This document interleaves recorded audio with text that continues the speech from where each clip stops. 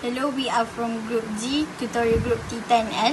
My name is Nurish Miza and I will explain my contribution to the code segment. So first of all, I included all the library that we needed to ensure that the program works. The first class that I made is custom string vector. So for this class, it creates a dynamic array class to store assembly instruction. In this class, I also demonstrate encapsulation by hiding internet array management and only allowing access through public members. And then the first function is void resize. So for this one is to resize dynamic array when the array is filled. So it creates larger memory space and copy existing data. Next is the constructor, and that to initialize the dynamic array with default capacity, and next is destructor for the constructor. So the next function is the pushback function. This one is to add new instruction string into the array and automatically will expand the storage when the array is full. Next is integer size. This one returns the current number of stored element. And then is string get, which retrieves an element from the array using index. Next, we're going to go to the class register. For this one, it represents the CPU register inside the virtual machine. So we use encapsulation for this register so that the data is private and can only be modified through control methods. So for this register, it represents all the 8 registers 0 until 7. So the first function is to initialize all register to 0, and then we clear all register value, and then return the value stored in the selected register. And last, for the void set register, we update the selected register value. And then the next class is class flag.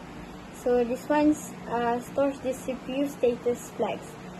The flags are used to represent result of operations such as 0, carry, overflow, and underflow. So in the class we have the constructor to initialize all flag as false, and then next class is the class of custom stack. So this one is stack implementation by using array, which follows last in first out LIFO structure. This is made customly so that we don't use the STL. So first it creates an empty stack, and then we add the data into the stack, and then we remove and return top stack value, and then lastly return the current stack size. Next is the memory class. The memory class for this one provides a read and write operation. Okay, next is the memory class. For this memory class, it stimulates the virtual machine memory using an array of 64 bytes. The array represents addresses from 0 to 63. So next, the function of read. This function retrieves data from a specified address. And then next is the write function. This function stores a value into memory after checking that the address is valid. Okay, the last part is the most important one, the virtual machine class. So this one is the core of the system because it combines all the previous discussed class into one execution environment. So first, remember the first member variable. Here, the object of register, memory flag, and custom stack classes are declared. This demonstrates composition because the virtual machine owns and manages these components. So for the PC and SI, the class also maintains this program counter and stack index to track execution and stack operation. And lastly, the constructor initializes the program counter and stack index before the execution starts. The next function is update flag. This function updates the zero, carry, overflow and underflow flag after arithmetic operation by checking the result against the 8-bit signed integer range. And finally, the dump function displays the final state of the virtual machine. It prints the register value, status flag and memory contents in hexadecimal format for verification. Hello, my name is Siti Aisha. So my task was to implement the instruction hierarchy, which is responsible for executing all supported assembly language instructions. I also applied the OOP concept, which is inheritance and runtime polymorphism, to make the interpreter modular and easier to maintain. So first, I created an abstract base class called the instruction. So the execute function is declared as a pure virtual function, making the instruction an abstract class. So which means this main object cannot be created directly from this class. Instead, every assembly instruction inherits from it and provides its own implementation of the execute functions. So using this class ensures that all the instruction classes follow the same execution interface while performing different operations. For the second part, I want to explain the OOP concept, which is inheritance is implemented because every instruction class extends the instruction class. For example, class move instruction, public instruction. The same concept is applied to all other instruction classes, which is move instruction, arithmetic instruction, index instruction, IOI instruction, memory instruction, stack instruction, shift instruction, and also flag instruction. So if we using the inheritance, it reduces duplicate code that make the system easier to maintain. If we want to add a new instruction in the future, we only need to create another class that inherits from the instruction. So for the third one, which is I applied the runtime polymorphism, which is creating a different execution function for every instruction. The interpreter executes them through the same interface. When the parser creates an instruction object, the program will call the instruction execute VM. Although the pointer type is instruction, C++ will automatically call the correct execute function based on the object type. For example, move will execute any move instruction, add will execute the arithmetic instruction. So it makes the more flexible, because the execution loop does not need to know which instruction it is executing. So for the third one, I implemented the 8 instruction classes, which is move instruction. So which is move instruction, its purpose to move data into the registration register. For the second one, which is arithmetic instruction, this class will perform 4 arithmetic operations, which is add, sub, mul, and division. For example, add R0, R1. So this program will retrieve the values stored in R0 and R1, perform the addition, stores the result back into R0, and update the processor flags. So a division by 0 check is also included before performing the division operation. For the third one, I applied the index instruction, which is this class handles int and dex instruction.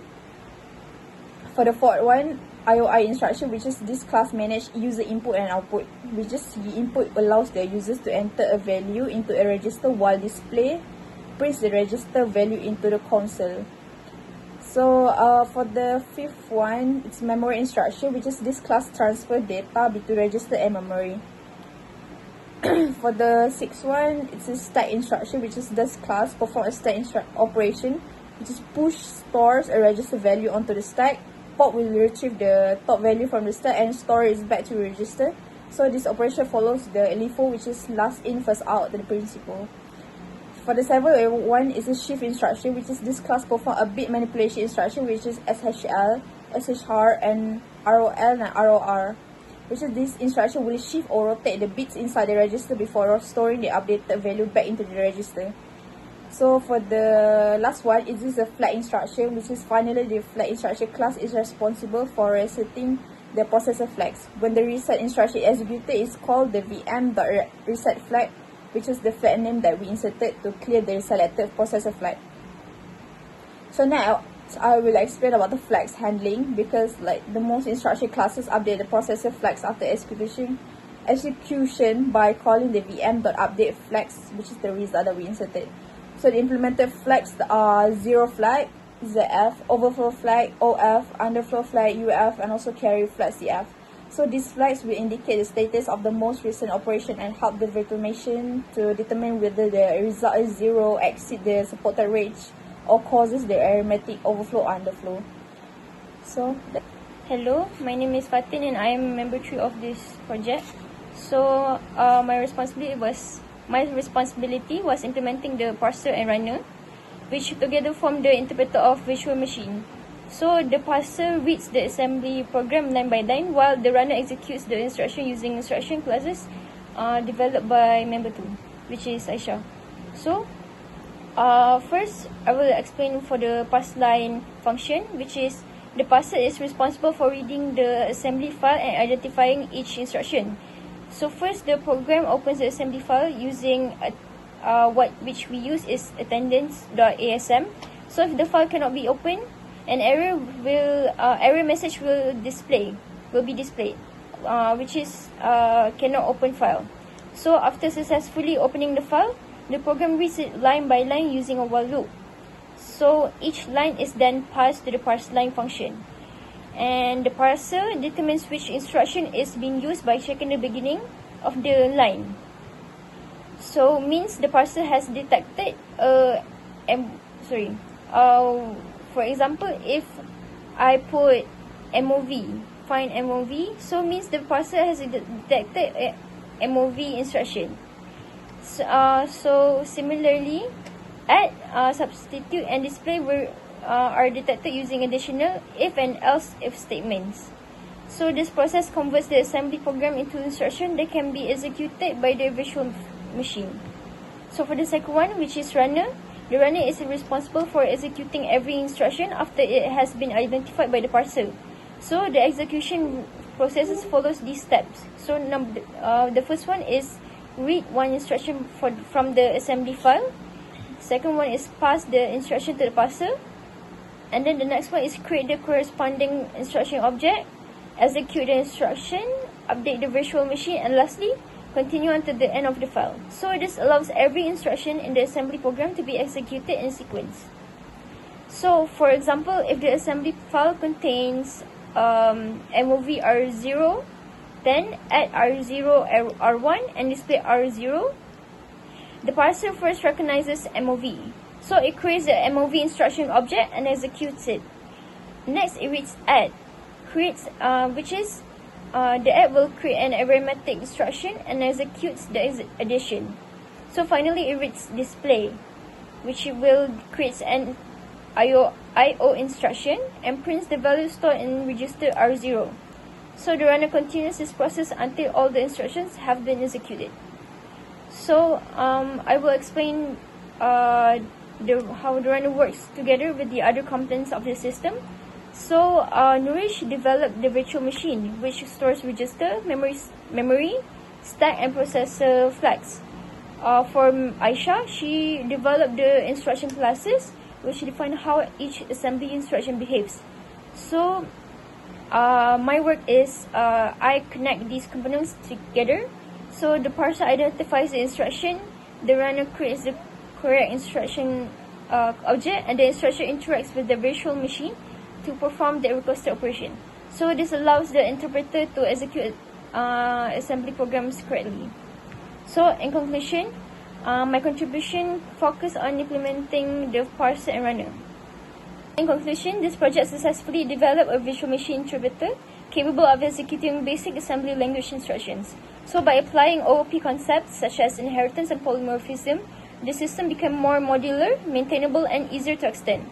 So through the collaboration of all team members, the virtual machine, instruction hierarchy, and parser were successfully integrated to produce a functional interpreter that meets the assignment requirement. So that's all from us. Thank you.